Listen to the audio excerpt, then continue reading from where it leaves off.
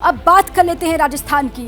राजस्थान के शिक्षा मंत्री मदन दिलावर ने राज्य के शिक्षकों को ठीक करने का बीड़ा उठाया है, लेकिन जो तरीका उन्होंने अपनाया है उस पर सवाल उठने लगे हैं। कानून का राज कायम करने के लिए शिक्षा मंत्री कानून हाथ में क्यों लेना चाहते हैं? क्या गलत आचरण करने वाले टीचर्स को बुलडोजर मॉडल से ही ठीक किया जा सकता है? क्या मंत्री जी अपनी मनमर्जी से किसी के भी घर पर बुलडोजर चलवा देंगे? आपको दिखाते हैं इसी पर रिपोर्ट। मैं मदन दिलावर ईश्वर की शपथ लेता हूँ कि मैं विधि द्वारा स्थापित भारत के संविधान के प्रति सच्ची श्रद्धा और निष्ठा रखूंगा।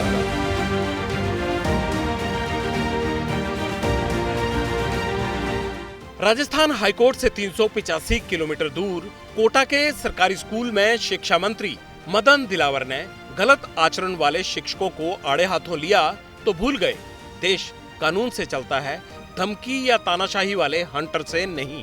बहुत बुरा लगता है जब विद्या के मंदिर में मैं सुनता और अखबार में पढ़ता हूँ अमुक विद्यालय में किसी बालिका के साथ अच्छा व्यवहार नहीं हुआ, वो भी शिक्षक के द्वारा।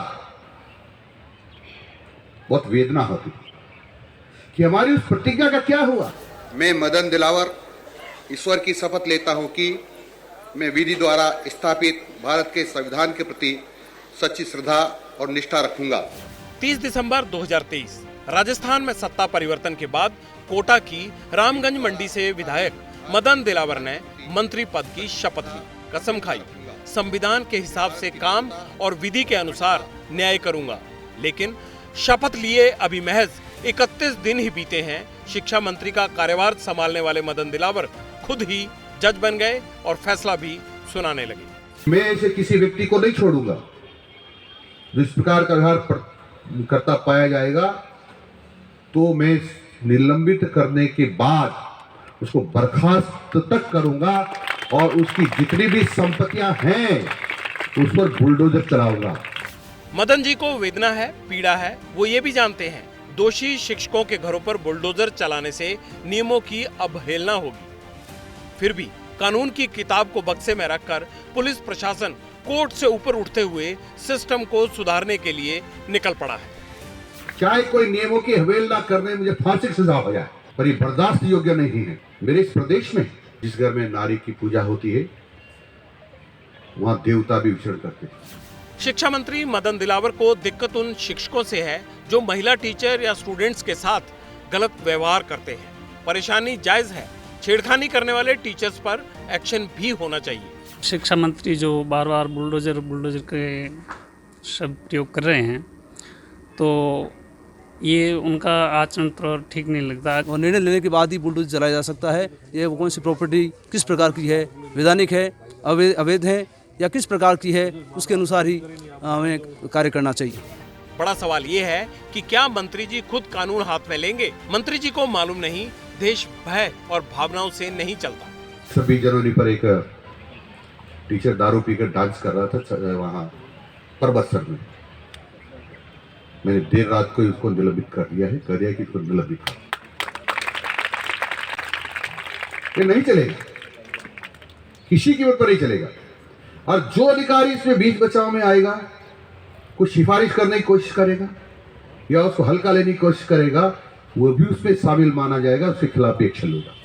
पेशे से इंजीनियर रहे 64 साल के मदन दिलावर हाल ही में 18,422 वोट से विधानसभा चुनाव जीते हैं। सीएम भजन लाल ने राज्य की शिक्षा दुरुस्त करने की जिम्मेदारी उन्हें सौंप दी, लेकिन मंत्री जी तो अलग ही ट्रैक पर चल पड़े। समाज के अंदर जो शिक्षक है उसका कद बहुत बड़ा माना जाता है और उसका एक तरीके से उससे बहुत उच्च आदर्शों की अपेक्षा की जाती है। तो निश्चित रूप से एक तरीके से देखा जाए तो उनका ये सोचना मैं सही मानता हूँ कि एक शिक्षक अगर इस तरीके का कोई कृत्य करे तो उस शिक्षक को जरूर सजा मिलनी चाहिए। टीचर्स को मर्यादित आचरण का पाठ पढ़ाने वाले शिक्षा मंत्री का जजमेंटल होना कितना सही है? क्या उनको मालूम नहीं सजा देना कोर्ट का काम है, किसी भी मंत्री या पब्लिक के नुमाइंदे का नहीं। शिक्षा मंत्री जी को सबसे पहले सुनिश्चित करना चाहिए कि दुष्कर्म का कोई आरोपी शिक्षा जगत में ना हो। स्कूल में स्कूल के बच्चों के साथ या स्कूल की शिक्षिकाओं के साथ और पढ़ाई के जो संस्थान है वहाँ पे ये रोक हो और ऐसा सरकार का इकबाल हो कि इस तरह का काम ना हो। और सबसे बड़ी बात यह है कि आरोपी होना और आरोप साबित होने में भी फर्क होता है। और भारतीय जनता पार्टी की सरकार में हमने ये देखा कि सिर्फ घोषणाएं होती हैं। सियासी पारा बढ़ा तो मंत्री जी बैकफुट पर भी आ गए। अब वैध अवैध का फर्क समझा रहे हैं। का कथन ये था कि महिलाओं के साथ, बच्चों के साथ दुराचार होता है और जो इस कार्य में संलग्न पाया जाएगा उनके खिलाफ हम कड़ा एक्शन लेंगे।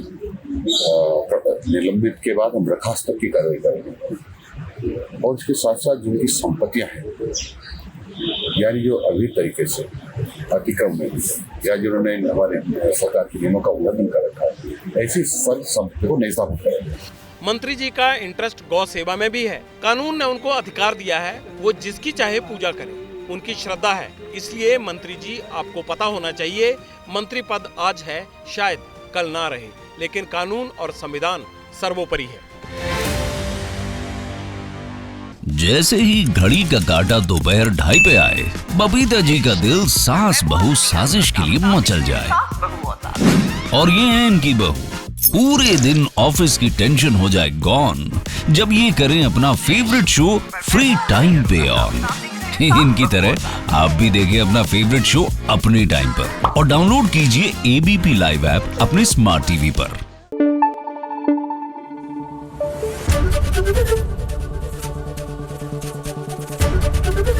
एबीपी न्यूज आपको रखे आगे।